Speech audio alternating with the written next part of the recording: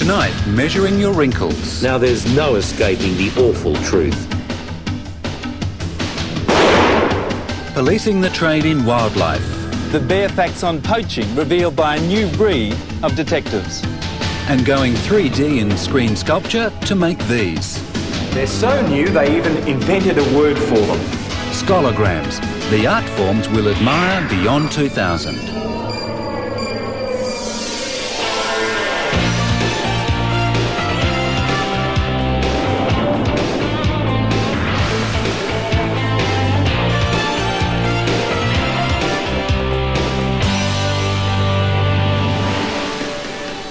Hello, and welcome to this edition of Beyond 2000.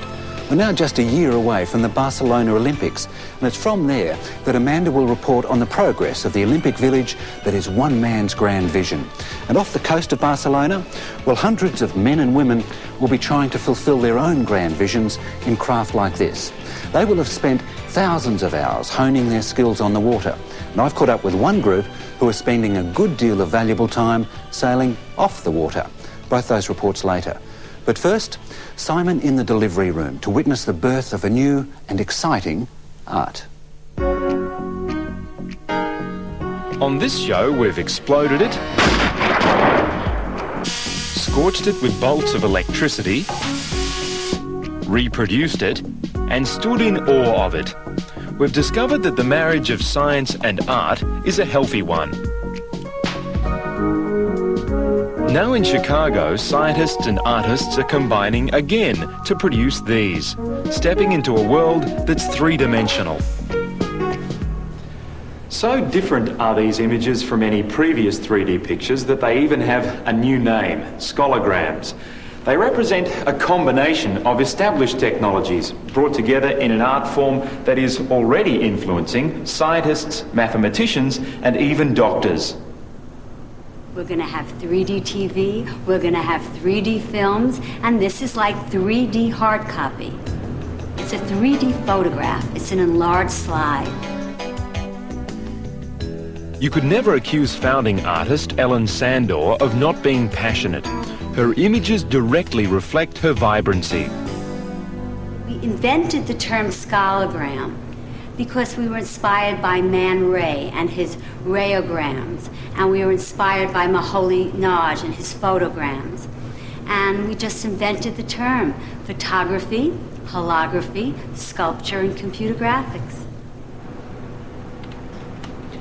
Here in the very same lab where the computer graphics for George Lucas's Star Wars were generated, mathematics whiz and fellow artist Stephen Myers begins a scologram. He sculpts an image with his sophisticated computer graphics program. The image we create isn't flat like a painting. It's an imaginary sculpture, or what I call a virtual sculpture. It's a sculpture that we can imagine and we can design, but you could probably never actually build it. This sculpture is an image of the AIDS virus. Once completed, Stefan records 13 different perspectives of the image onto a computer disk. It's like taking 13 photographs from different angles. We take the 13 pictures and we do what's called interleaving them. We combine the vertical stripes, the up and down stripes that, like this, lines on a TV, combine them together to turn the 13 pictures into one picture, all mushed up together. It's then printed and the large negative used to produce colour slides of the image originally sculpted in the computer. In its final form, it's almost as if you could reach out and touch it, but pull it apart and the image no longer leaps out at you. Both the film and the barrier screen are laid out on a piece of plexiglass and then placed into a light box.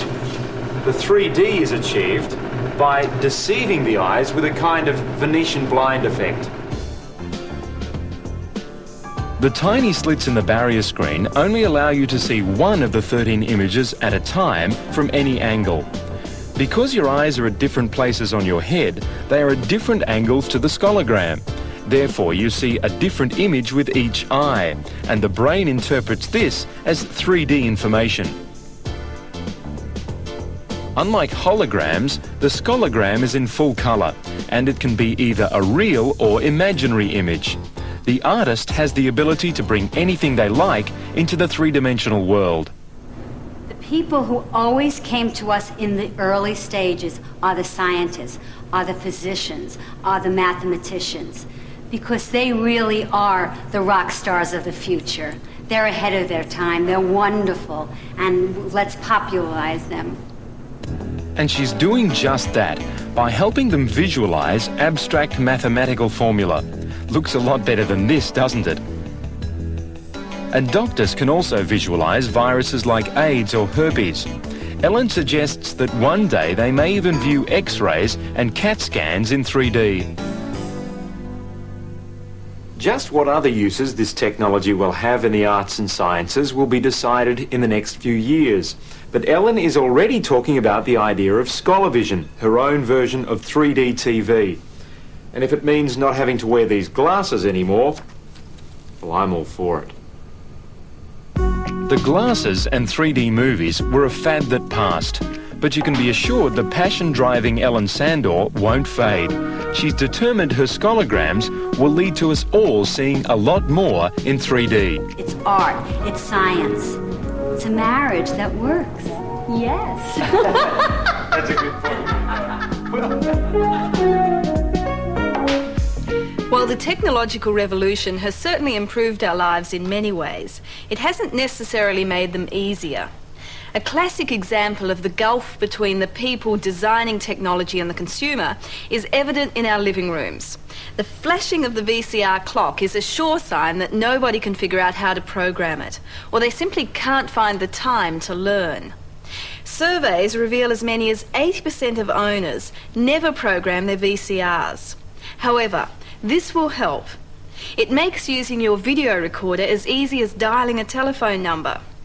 To operate the VCR Plus, you look up the code relating to your brand of video recorder in the instructions and enter it into the device. This enables the unit to lock into the VCR's control signals. So all you do is set the correct date and time on the unit, and your video's clock can continue blinking as long as you like. It won't affect the operation of the VCR Plus. When you wish to record a program, you simply enter what's called the plus code into the device. The catch is, at the moment, the codes are only published in TV guides in the United States. However, these codes contain information which tells the unit the day, the date, the channel, the start and finish times of programs, and it will activate your video machine accordingly.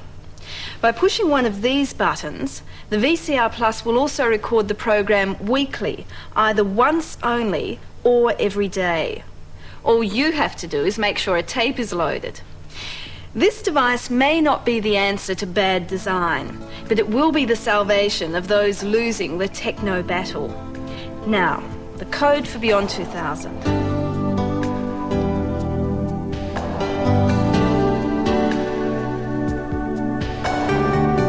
Still to come, the games that will change Barcelona. The city itself is putting on a brand new face. And next, the things people do for Olympic gold. Sailing to win in the laboratory.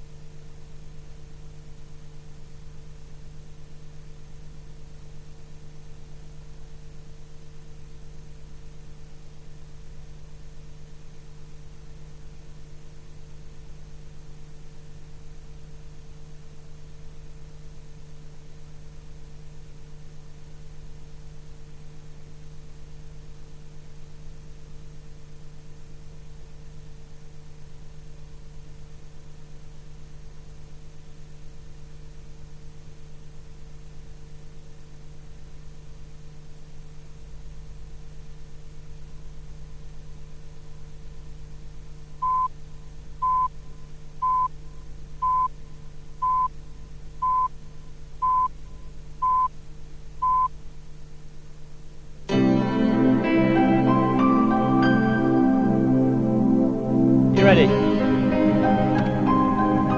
Okay, first whistle, close hold. Okay, Sasha, just keep your weight to learn a little bit longer. Let the boat roll round, that's right, till the water comes up to the gunwale. Most of us sail for pleasure, some of us for sport, but there are those who sail for the highest stakes on offer. Okay, I think the other thing you need to do is to try and flick the tiller extension round a bit faster.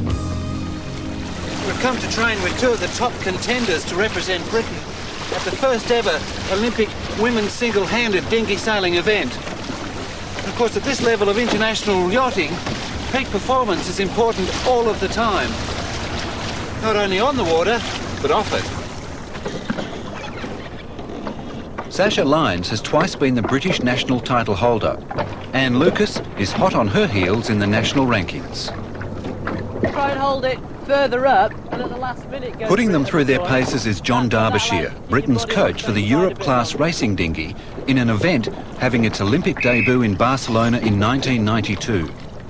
Ahead of them, months and months of gruelling national trials and international regattas. This time, just try and keep your weight. When the effort is this immense, it helps to have something special up your sleeve, and that something is John Harrison.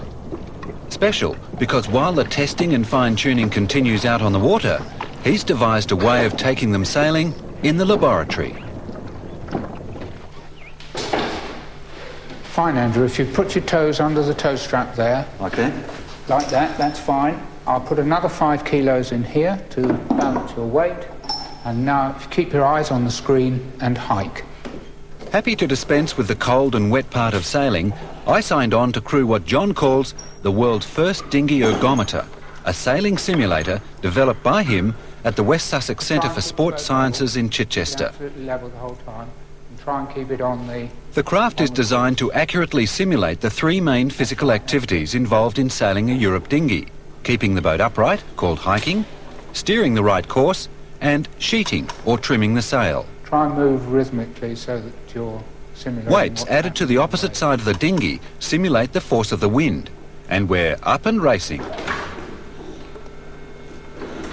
You know, this is a bit like a video game. But instead of a joystick, my controls are tiller here, a rope here which controls the sail, and my weight on the side of this simulated dinghy here. Every movement I make is reflected in the monitor there in the display. This is the sail, this is the dinghy I'm on, and what I've got to try and do is to keep that buoy there on this mark here. I've got to do this for the next 30 minutes so that John can assess my performance. Correct sail trim is indicated by a simulated tag on the sail, which is meant to stay as parallel to the line as possible. Oh no, I've just jibed. Keep on the mark, keep steering. Now sailing with no sea to float on, no wind, no mast and no sail means you don't get wet. But it doesn't mean you don't work up a sweat. In fact, it's possibly more taxing than the real thing. How are we going, John?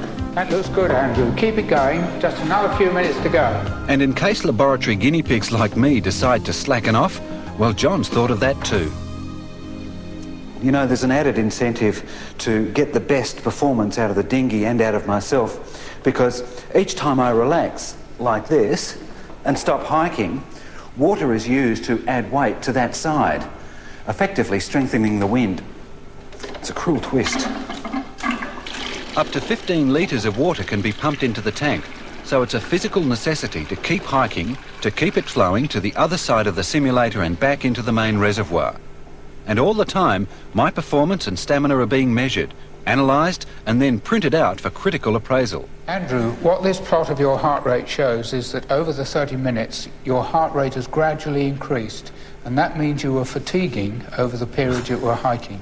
Now, if we compare that with somebody who is proficient, we see there that their heart rate is flat over the 30 minutes of the hiking. So I'm not going to make the women's Olympic team? I don't think so.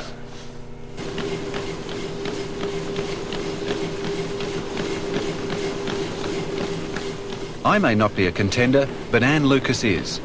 Before being tested on the simulator, the girls go through the rigorous aerobic analysis of 30 minutes on a treadmill, running not to establish speed, but endurance. Keep it going nice and steady then, Annie. Excellent.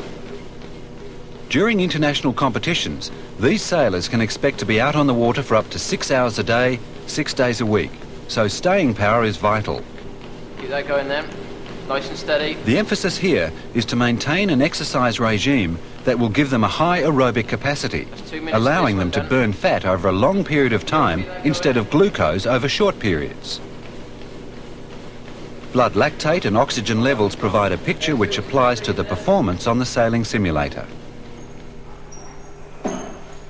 Because there are so many variables out on the water, physiological measurements are almost impossible to take. In the lab, John can control the variables and therefore accurately measure them. And unlike training on, say, a cycle ergometer, the muscles here, thighs, quadriceps and abdominals on the lower half of the body, and arm and shoulder muscles on the top, are exactly the same as those used while sailing. With the animated graphics simulating steering, sail setting and roll characteristics of the dinghy, concentration levels and sailing skills are also constantly scored. So far, Britain's international race record in the Europe class is not first rate, but with the ability to scientifically measure both performance and fitness, John Harrison hopes to eventually turn the tide. And are the girls going to win at the next Olympics? Well, I'm not sure about the next Olympics, but the one after, they certainly will. Still to come, that wrinkle measuring device. Well, it's not as intimidating as it might look, and we'll find out the truth a little later. And next, poachers beware. Endangered species like this grizzly bear get their own scientific police force to fight back. As long as you don't fight me.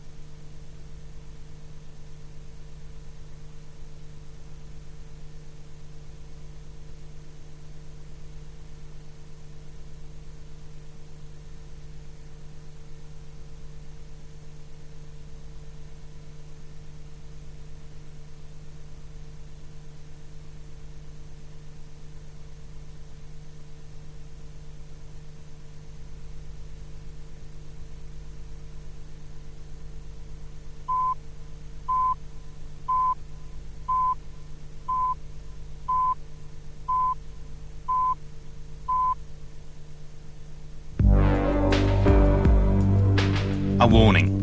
What you are about to see is truly obscene. That 7.5 tons of life that's adapted and survived since the last ice age should today be reduced to this. Or its tusks hacked off to be carved into knickknacks. That graceful cats become disgraceful garments, and yet another species is pushed towards extinction. Though the trade is illegal, unknowing, uncaring, even unscrupulous customers continue to shell out and sustain this bizarre trade. The Worldwide Fund for Nature estimates that $1.5 billion changes hands each year. Now, it's one thing to put a ban on the hunting and trade of endangered species, but quite another thing to enforce it. Until now. Nestled in Oregon is this hunting and fishing sort of town called Ashland. Population 17,000. It's now home to a $3.5 million specialty forensics laboratory. The only difference between our laboratory and any other police crime lab is that our victim is an animal. And crime it is. Beyond 2000 has previously reported from Africa on the improved techniques to try and prevent poaching. But by the time a trinket bought in Hong Kong gets inspected at a customs check, it's difficult to link that object to an illegal kill in Africa. That's where the forensics team at Ashland act as global enforcers to get convictions. Right now, I would say the most effective thing we've done is the ivory. We've had a major impact on the trade in ivory, the illegal trade in ivory. Now, CITES, the Convention on International Trade in Endangered Species, totally bans commerce in most modern ivories, particularly elephant. But if it comes from warthog tusk or a hippo's tooth, that's quite legal. As well, the tricksters always use the defence, hey, this doesn't come from an elephant. It's ancient ivory from mammoth and mastodon graveyards. Now, mammoths were extinct at least 10,000 years ago, but their tusks are perfectly preserved. 90-odd railway carts of this stuff were taken out of Siberia alone. Forensic scientist Ed Espinosa leads the team that's developed a simple, accurate way of distinguishing ancient from modern ivory. We measure the Schrager angles, or the markings found in the ivory itself. For example, the Schrager angles formed in mammoth are acute, and the Schrager angles formed in the elephant are obtuse. Even without the ink mark to illustrate the narrow angle of the mammoth compared to the wider elephant, those Schrager angles of the dentine can be seen with the naked eye, or at most a customs officer might need a magnifying glass. They seem to be fairly wide, so that would be elephant? Correct. Bad news for those in the illegal ivory trade. Bears, it seems, are also very much in need of the protection of the Wildlife Forensics Laboratory. That's due in part to specialist dishes for human consumption made from bear's paw. In China, Japan, parts of Asia, bear's paw soup is a huge delicacy. Served as a meat and soup, people in Japan pay up to $800 a plate. But how can you tell... Stop it. How can you tell if that bear meat came from a protected grizzly like that, or from one of the black bears that, in law at least, is allowed to be hunted? As new techniques are developed, it's hoped that it will become all in a day's work for the 12 technical support staff and a similar number of forensic scientists. Probably it would depend on how much the soup had been cooked before I actually got hold of the sample. If it was just lightly heated, you very likely could tell what the meat chunks were. What sort of sample do you need to determine what species is involved? The amount of tissue is actually very small. Certainly the size of your smallest fingernail would be adequate if the sample was in good condition. Because of the global nature of the black market, and that it's often minute parts of animals of unknown origin that is their only evidence, the lab's seeking to build up a worldwide library of the genetic and biochemical characteristics of a vast range of animals that can be used as references in criminal prosecutions. Take this. It's a gallbladder, but from what? In Asia, the gallbladder of some bears, when taken orally, is erroneously believed to lower cholesterol. So the worldwide slaughter of bears is just to feed this specialist market for gallbladders, paws and pelts. This gas spectrometry technique is developing standards to identify the source of the gallbladders, to prosecute the customers and hunters alike. In parts of Oregon, there's a particular season to hunt black bear when you're only allowed to use a bow and arrow. Now, some hunters could shoot the poor beasts with a gun and then shove an arrow into the bullet hole to try and fool the wildlife rangers. Suspicions can now be replaced with proof. A few samples collected from a likely suspect. I'm looking for the metallic primer components, lead bearing. The collection stub sticky surface collects all the particles from the face and hand that Mary Jack Mann will then analyse. A high voltage arc first coats the sample with carbon that allows current to flow through it when examined under the scanning electron microscope to reveal this. Particles from the primer, that initial propellant that forces the bullet out, has left the characteristic telltale signs of lead, barium and antimony, proving beyond doubt a gun was used. It's only one part of the $1 million worth of instruments that are being deployed in this wide-ranging fight.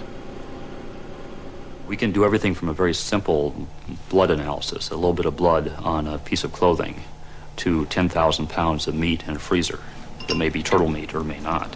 We may seize 10,000 pounds of walrus ivory, which we have to determine the time of death. We may have an animal poisoned, endangered species. Was it a deliberate kill, an accidental kill?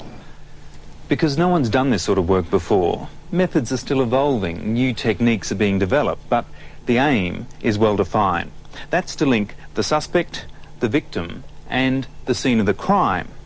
So in the future, if only a few fragments of an animal have been found anywhere in the world, this lab hopes to document the genetic characteristics of that individual. So if in 3 to 5 years' time, the rest of it should end up as a trophy on a wall somewhere or a trinket around the neck, they've got the scientific proof for a conviction.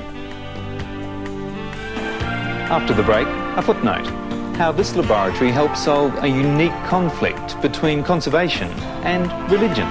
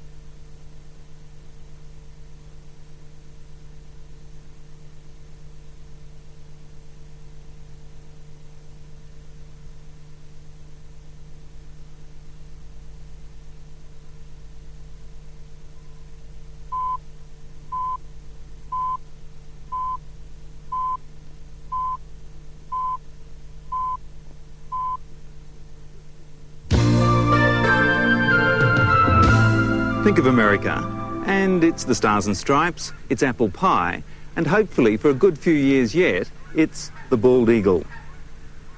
Though at the top of their food chain, their numbers have plummeted. Problem. All parts of the eagle are protected under the Eagle Protection Act of 1940. But also protected and well enshrined in the US Constitution is your right to religious freedom.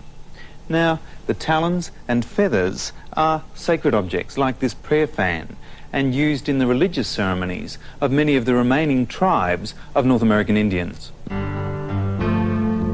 The solution is housed within the forensics laboratory. This freezer comes with the grand title of the National Eagle Repository. James Niffen coordinates the innovative scheme. These eagles right here are the adult bald eagles. Any eagles that are found dead from natural causes or even electrocuted on the power lines are sent here. These are a pair of young golden eagles that were found with their talons locked together when they hit the ground and died. All up, they get about 450 birds a year, and every one of them gets sent to a North American Indian on the list, waiting for material from here, rather than having to decide whether to poach a bird in the wild to maintain their religion and culture.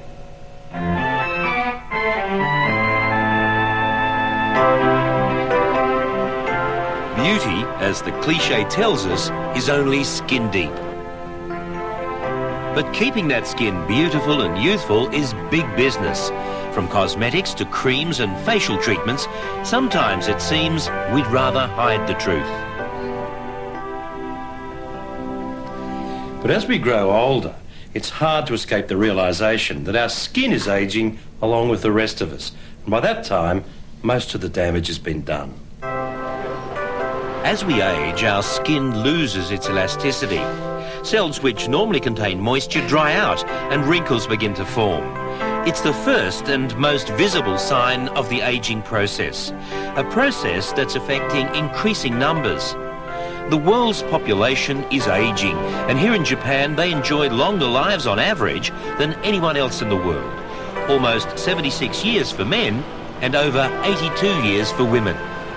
By the year 2005, 20% of the population will be over 65. It's a rapidly ageing nation with a growing desire to stay young and a multi-billion-dollar cosmetics industry with a range of products the makers claim can help. Today, it's not enough to make claims about a cosmetic. People want to know that they work, and increasingly, authorities are demanding it.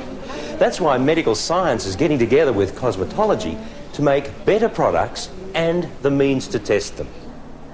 Until now, cosmetologists have had no accurate means of measuring wrinkles or the rate at which they develop. Establishing a wrinkle index, a profile of how fast wrinkles develop on normal skin, could help us better understand the skin's aging process and eventually lead to more effective treatments. And having an accurate tool to measure wrinkles could help keep the cosmetic companies honest. This is the 3D wrinkle measuring system that Shiseido says will make all the difference. So why don't I try it out? 40 plus years of sun and smoky rooms and the odd late night have really taken their toll. It looks terrifying, but it's really quite painless. The device casts a striped light pattern onto the skin. The area around the eyes is often the most telling. That's where the notorious crow's feet form, usually the first part of the face to fall victim to wrinkles. The image is recorded by 2 video cameras and then fed into a computer and digitised, giving researchers an accurate picture of the skin's condition. So accurate, in fact, that irregularities as minute as 1/1,000,000th of a millimetre can be detected. When that information is compared with past readings, the progress of the wrinkles can be measured and steps taken, if necessary, to slow them down. Well, it's not as intimidating as it might look, and we'll find out the truth a little later. The system was developed at Tokyo's University of Agriculture and Technology. The grating projection system for profiling, or GRASP, was originally designed for uses in optical engineering. But its applications are widespread. Professor Toru Yoshizawa and his team are now working on a topographical system to map not only the skin, but the entire human body. It could help clothing designers produce garments that fit more precisely to the contours of the human shape. Doctors may one day use the system to detect small irregularities in the shape of the spine and identify those who will develop spinal problems like scoliosis later in life. No, that's not a mountain range, that's my face. There's no hiding these wrinkles. When you compare it to our more youthful volunteer, you can see the difference. Shiseido hopes to install smaller versions of the device in retail outlets. It won't stop wrinkles, only careful skincare and perhaps a little less sun may slow them down. It's something we all have to face. Wrinkles are a normal part of growing old. But at least this system will make us more aware of how fast they form and teach us how to treat them better in the future. On the next edition of Beyond 2000, boxing without pain. Technology has at last caught up with the ring. But ahead on this edition, the sound studio that changes with the press of a button. And next, the countdown to the games begins. Welcome to Barcelona's Olympic Stadium.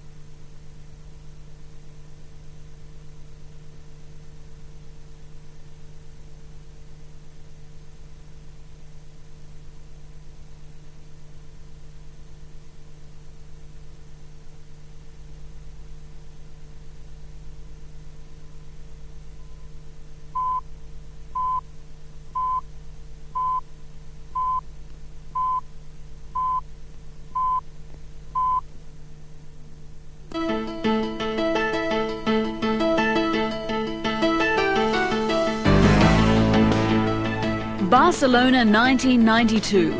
The second largest city in Spain is alive with expectation as it readies itself to play host to the 25th Olympic Games. Welcome to Barcelona's Olympic Stadium, the arena that will be the focus for so much of the excitement of the 1992 Games. 60,000 people will stream into this stadium to watch the start of what's undeniably the world's greatest series of sporting events. Nowadays, preparing for the Olympics is an event in itself. So not only have they been building the very best sporting facilities the world has to offer, but the city itself is putting on a brand new face. This is the third time Barcelona has made a bid for the Games. The magnificent stadium was built for the International Exhibition in Barcelona in 1929, with the intention of then hosting the 1936 Olympic Games. However, the outbreak of the Civil War saw the Games switch to Germany. After this, the stadium was used for the occasional athletics competition, but then fell into years of neglect and was on the verge of being demolished when the city decided to save it and make a pitch for the Games in '92. To prepare for the Games, the interior of the Olympic Stadium was stripped and redesigned. They opted to keep the exterior, conserving the original facade as a link with their past. Certain adjustments had to be made to adhere to modern Olympic standards. For example, the original 500-metre track had to be reduced to 400 metres to fit in with regulations. To build the new track, workers excavated 11 metres down, using dynamite to break up the pure rock base. The old marathon gate, once on level ground, now serves as the entrance to the stadium.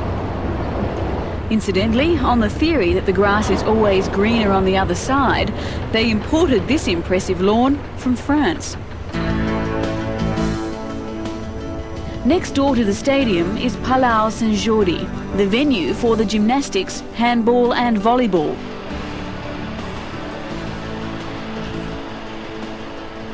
While the stadium has kept its original facade, the Palau Sant Jordi has broken with architectural tradition in the design of its spectacular roof. Japanese architect Arata Isozaki has built what he calls a curved space frame roof that leaves the interior free of columns and heavy architectural supports. But getting it on top of the building wasn't easy. And finally, in a piece of inspired lateral thinking, it was decided to build the roof on the ground. 1,000-odd steel bars were assembled on the floor. Then hydraulic cranes lifted this structure into place where the joints were welded. Like a huge loaf, the roof billowed upwards and into position. In other parts of the city, whole areas are being pulled down to make way for the new Olympic centres. Construction has begun on the Olympic Village, which is being built in an ugly factory area that was long considered an embarrassment to Barcelona. This chimney is all that remains of the industrial area that was demolished to make way for the Olympic Village. This will serve as a reminder of the hundreds of factories that stood here in what was a polluted and run-down part of the city. This is just one example of how the Olympic planners are using the Olympic Games as an excuse to change the face and the character of Barcelona. They're planning to turn this into a modern harbourside suburb that will cater for the every need of the 15,000 Olympic competitors and team officials. Hopefully it will be a little quieter then. Barcelona is often referred to as the city that has its back to the sea. It has a beautiful harbour and long stretches of beach, but the industrial area and a nearby railway line have virtually stopped the city a block or so short of the water. Now, Barcelona is planning to make full use of its watery surrounds. It's reclaiming beaches, building wave-reducing walls and extending its waterside leisure area with new cafes and harbour attractions. Even the city's historical sites are getting a new look. La Casa Mia, the apartment building designed by the famous Spanish architect Gaudi in the early 1900s, has just had a facelift. In recent years, the building had become blackened and dirty, but it wasn't an easy one to clean. Ordinary water or sand pressure would have eroded the stone. Instead, they used a new French technique that blasted the surface with microparticles of dust. Work is continuing on another Gaudi landmark, the Sagrada Family Church, that was left unfinished when Gaudi died. Today's requirements for the Olympic Games are very different to those of 50 years ago. It's as much a media and electronic event as it is sporting, so all sorts of technological requirements come into play.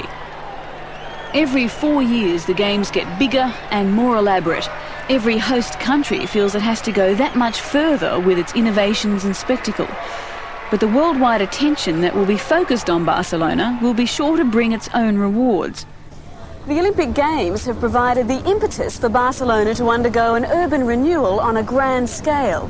And once the Games are over, the belief is that Barcelona will be seen as one of the Mediterranean's most cosmopolitan cities.